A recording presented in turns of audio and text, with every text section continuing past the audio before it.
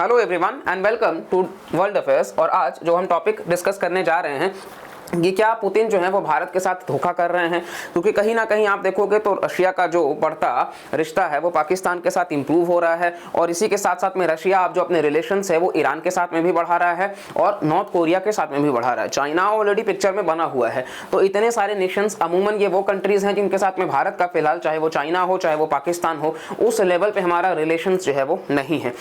और कहीं ना कहीं हमने देखा कि अमेरिका के साथ में भारत का रिश्ता बढ़ा है।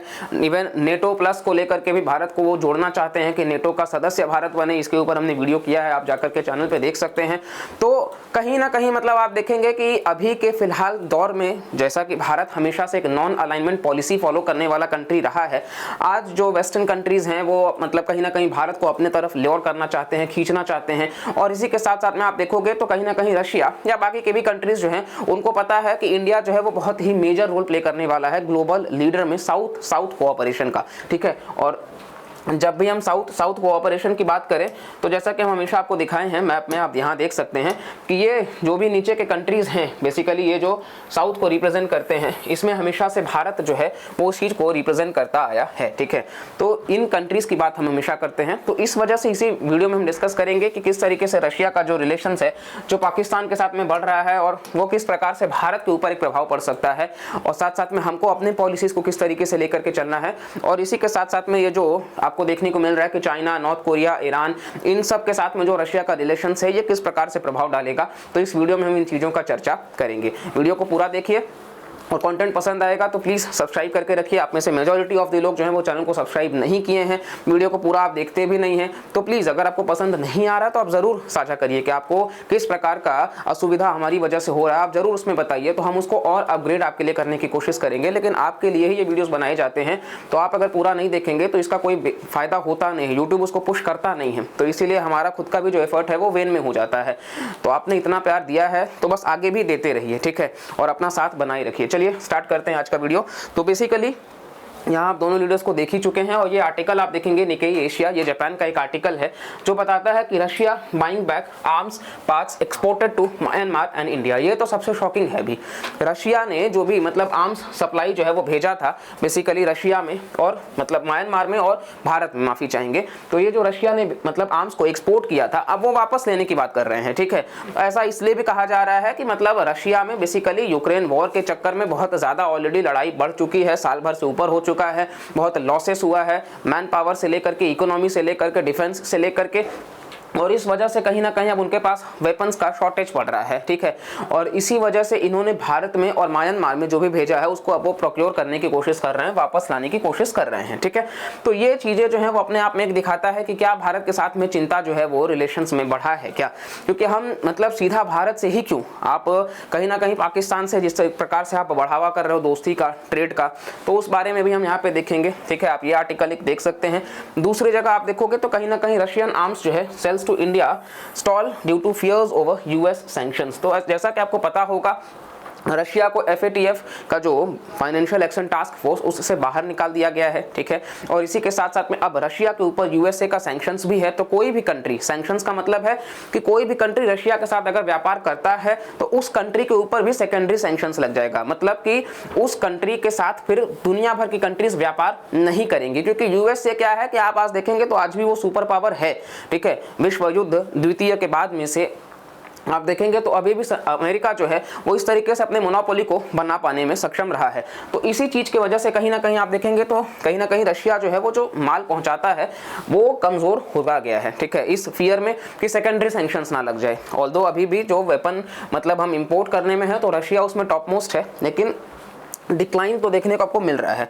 इसी के साथ साथ में रियूटर्स का आर्टिकल आप देखेंगे, Pakistan outlines process for barter trade with Afghanistan, Iran और रशिया। बार्टर ट्रेड मतलब बचपन में हमने देखा आलू ले लो, टमाटर दे दो, प्याज ले लो, मिर्च दे दो। तो इस तरीके से जो बार्टर ट्रेड है वो पाकिस्तान जो है वो चालू करने की बात कर रहा है, अफगानिस्तान, ईरान और रशिया। अब वैसे भी जाहिर सी बात है पाकिस्तान ने उनसे तेल परचेज किया है। ठीक है, इसी के साथ साथ में उसके बदले में पाकिस्तान फिलहाल बहुत ज्यादा आर्थिक संकट में है, तो उनके पास देने के लिए पैसे हैं नहीं। अब वो पैसे ना दे करके उन्होंने फल फूल जो है अपने वहां के उसको वो भेजा है रशिया में। ठीक है, ये कह करके कि हमारे यहाँ के लोग तो जो है वैसे भी अफोर्ड नहीं कर रहे हैं तो हम रशिया को ही भेज देते हैं। तो ये चीज़ आप देखोगे कहीं ना कहीं मतलब अफगानिस्तान, ईरान और रशिया में ये बार्टर ट्रेड चालू कर रहे हैं। तो ये कंट्रीज़ भी अपने साथ एक लिंक हो रही हैं। इसी के साथ साथ में आप देखोगे ये दोस्ती का हाथ जो आपको देखने को मिल रहा है, तो ये बेसिकली हम कहीं ना कहीं देख सकते हैं कि क्या ये एक क्वेश्चन रेस करता है भारत को कि उसके पॉलिसी का जो है कि रशिया की तरफ हम हमेशा एक सपोर्ट दिखाते आए हैं। यूएन के सिक्योरिटी काउंसिल में जब भी वोटिंग हुआ है, यूएन के उस काउंसिल में भारत ने एब्सटेन किया है कि मतलब हम इस रशिया यूक्रेन वॉर में किसी का पक्ष नहीं लेंगे। तो उस चीज़ के बारे में भी सवाल उठ रहा है। और यहाँ पे आप देखेंगे लोवी इंस्टीट्यूट का एक आर्टिकल है, ये देखिए, Pakistan Gamble with Russian oil. जैसा कि आपको हम बताएं कि किस तरीके से व्यापार जो है वो मतलब दोनों का भी चालू है तेल के पर्सपेक्टिव में। हालांकि तेल आज भी हम सबसे ज़्यादा जो है वो रशिया के साथ ही इंपोर्ट कर रहे हैं, तो इस बात को भी आप ध्यान रखिएगा। और ये डिप्लोमेट का आर्टिकल जहाँ आप देखेंगे will Russia commit to North Korea connections, और यहाँ पे बेसिकली इन्होंने मतलब कि प्योंगयांग जो है, प्योंगयांग, तो ये बेसिकली नॉर्थ कोरिया की राजधानी है। तो इनका जो बढ़ता हुआ रिलेशन है उसके बारे में बात कर रहा है कि ये दोनों जो है वो अपने ट्रेड को बढ़ावा देना चाहते हैं, अपने एनर्जी को, सिक्योरिटी कोऑपरेशन को। तो इस बारे में इंफ्रास्ट्रक्चर को जोड़ने की बात कर रहे हैं कि किस प्रकार से उन नेशंस को, पहले ये साउथ कोरिया को भी रखते थे लेकिन आपको पता है साउथ कोरिया यूएसए का अलाई है, तो इस वजह से अब इनका जो है वो अपने आप में। और आपको पता है कि नॉर्थ कोरिया, ये जो भाई साहब हैं, ये कितने ज़्यादा गैर जिम्मेदार इंसान हैं। तो कभी भी मन इनका होता है तो खिलौनों की तरह ये न्यूक्लियर वेपन्स का इस्तेमाल कर लेते हैं, तो कहीं पर भी दाग देते हैं, और भूले भटके से कहीं इधर उधर भी चला गया तो भी इनको उसका कोई परवाह होता नहीं है। इनके वहाँ के खुद के लोग बेचारे बड़े परेशान रहते हैं, खाने से लेकर के, फ्रीडम से लेकर के हर चीज़ों का बड़ा संकट है। और अगर वैसे इंसान के साथ रशिया जो हमारा बहुत बड़ा मित्र है, तो पुतिन अगर उस इंसान के साथ में यहाँ पे रिश्ता जोड़ेंगे तो इसका क्या प्रभाव पड़ेगा आप समझ सकते हैं कि ये जियोपॉलिटिक्स को पूरा का पूरा हिला के रख देगा, चेंज ला देगा।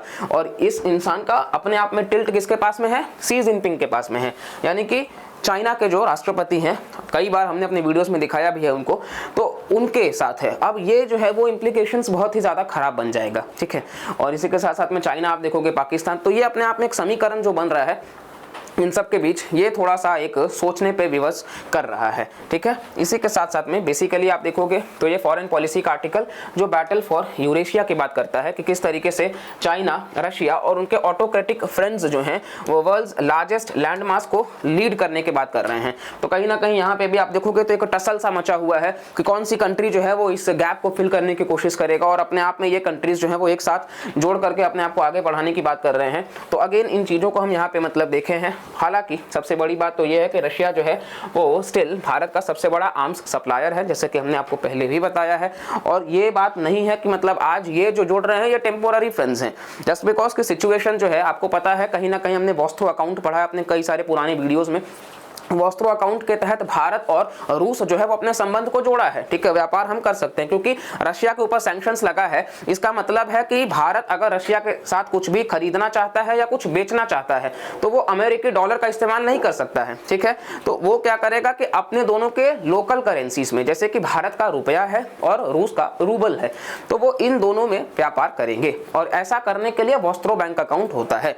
वॉस्ट्रो बैंक अकाउंट का मतलब होता है कि बेसिकली मान लीजिए हमारे यहाँ का स्टेट बैंक ऑफ इंडिया, तो इनका जो बैंक है, अब इस ब्रांच में 2 रशियन बैंक्स जो हैं वो अपना अकाउंट ओपन कराएंगे, और फिर इसमें जो रशियन ट्रेडर्स होंगे वो वहाँ से पैसा इसमें ट्रांसफ़र करेंगे, और सेम भारतीय जो होंगे तो बैंक्स आपस में उस जो ट्रांसफ़र होंगे उसमें रूपी रूबल का व्यापार होता था, और कई समय से ये चल रहा है। लेकिन और भारत इस कंट्री मतलब ऐसा करने में बहुत ज़्यादा सक्षम हो रहा है, बहुत सारे कंट्रीज़ के साथ हम कर रहे हैं, क्योंकि हमने पहले भी अपने लेक्चर्स में बताया है, डेथ ऑफ अमेरिका जो हमने वीडियो बनाया है उसमें भी हमने दिखाया कि कंट्रीज जो हैं वो डी डॉलराइजेशन कर रहे हैं, डॉलर से अपना वो शिफ्ट अब हटा रहे हैं। लेकिन यहाँ चिंता का विषय ये है कि जब लोकल करेंसीज में बहुत ज़्यादा व्यापार हो रहा है, रशिया ने साफ साफ अब मना कर दिया है क्योंकि उसके पास में रुपए बहुत ज़्यादा हैं, और आपको पता है कि डोमेस्टिक करेंसीज का किस प्रकार से वॉलेटिलिटी होता है, ठीक है। एक्सचेंज रेट में आप वॉलेटिलिटी बहुत ज़्यादा देखेंगे, तो ये थोड़ा सा एक कंसर्न रहता है कि किस प्रकार से आपको ये वॉलेटिलिटी देखने को मिल जाएगी। और इसीलिए कहीं ना कहीं आपको समझ आएगा कि अभी जो है वो रशिया हाथ खड़े कर रहा है कि नहीं ठीक है, आप या तो हमको चाइनीज़ युआन में पेमेंट कर दो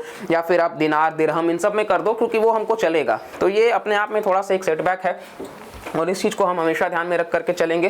हालांकि ये जो दोस्ती है वो तो एवरग्रीन दोस्ती है, जस्ट बिकॉज कि हम छोटे मोटे इंसिडेंट्स से डिफाइन नहीं कर सकते हैं। रशिया जो है वो हमेशा से भारत का सहयोग करता आया है और भारत एज यूजुअल हम हमेशा इस चीज़ के लिए भी तैयार रहते हैं। हालांकि हमेशा से जैसा कि हम बताएं कि इंटरनेशनल रिलेशंस में there are no permanent friends and no permanent enemies. जो परमानेंट है that is only your interests, तो वो डिफाइन करता है। और यहाँ पे आप देखेंगे तो ये जो है भाई साहब जो बाइडेन, तो बेसिकली यूएस से, क्योंकि अभी इनका टिल्ट जो है वो भारत की तरफ है, अगले साल दोनों ही लीडर्स जो हैं वो चुनाव भी लड़ेंगे अपने अपने कंट्रीज में।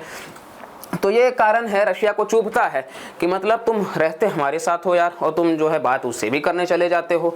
तो इसी वजह से रशिया थोड़ा सा मतलब होता है ना, अब हमको बुरा लगता है तो हम क्या करते हैं कि मतलब अगर हमारा किसी और के साथ में बहुत जमता है, ठीक है, तो इसके बाद में कैसा है कि आप देखो कि कहीं ना कहीं मतलब आप एक रिलेशनशिप में हो, अब आप मतलब आपकी गर्लफ्रेंड है वो किसी और से बात कर रही है तो आपको बुरा लगेगा, अरे यार मतलब दिन भर मेरे साथ रह करके तुम उसके साथ। तो भारत और रशिया का रिलेशन भी कुछ उसी प्रकार का है, ठीक है। आप इस चीज़ को देखेंगे तो कहीं ना कहीं उतना प्यार है उन दोनों में कि उस चीज को समझना। तो इसीलिए यहाँ पे पुतिन जो है वो थोड़ा उनको बुरा लग रहा है कि मोदी जी कहाँ चले जा रहे हो यार आप उनके पास में। तो कहीं ना कहीं इस चीज को, भावनाओं को समझने की बात वो बता रहे हैं, ठीक है। और इसी के साथ साथ में यहाँ पे हम बाकी कंट्रीज की बात कर लिए हैं। हालांकि आप मैप में उन कंट्रीज को लोकेट करना होगा। तो अगेन ये हमारा प्यारा भारत, और इसी के साथ साथ में आप देखेंगे पाकिस्तान का हमने जिक्र कर लिया है, ईरान आपको दिख रहा है, ठीक है। इसी के साथ साथ में यहाँ पे चाइना आप देख ही रहे हैं, जिनपिंग चाचा वाला रीजन। और यहाँ पे आप देखोगे तो ऊपर रशिया, दुनिया का सबसे बड़ा लैंड मास में कंट्री, और आपको देखने से ही लग रहा होगा इस पूरे गूगल अर्थ में।